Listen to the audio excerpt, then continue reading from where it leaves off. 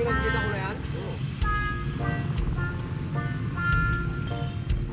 At ang yung baka na yan?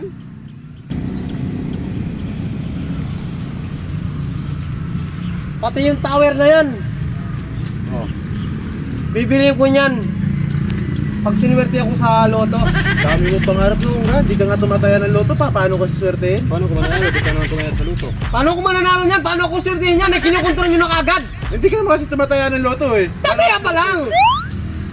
Pag ako sinuwerte, Sparkle, ha? Bibilihan ko na kayo ng kotse.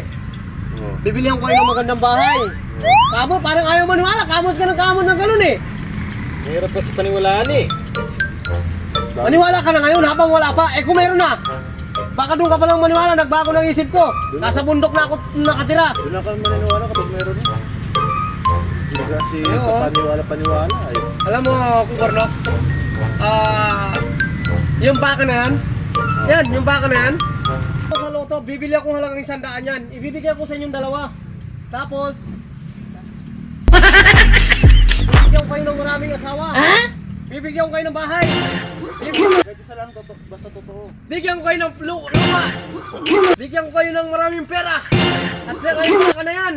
Kung nakikita mo yung baka na yan, ibibigay ko rin sa inyo yan. Pati yung tower na yan, ibibigay ko rin. At pati itong bahay na to, pag nabili ko na ito. Yan. Pag nabili ko na yan, Sparkle, lahat ng mga yan na ibibigay ko. Ganun ako kabait sa inyong dalawa dahil... Hoy! Pabihira tong mga tao na to, oh. Pero pag sila nagkukwento, pinapakinggan ko. Pag ako nilalayasan nila, nandun sila sa dulo. Pag ako sinwerte, huyo kayo. Sana swertein ako. Swerte ako. Gawin ko pa naman sana kayong bodyguard. Ngayon, bago na isip ko. Gawin ko na kayo. Tagahugas ng pinggan. Kaya zero kayo eh.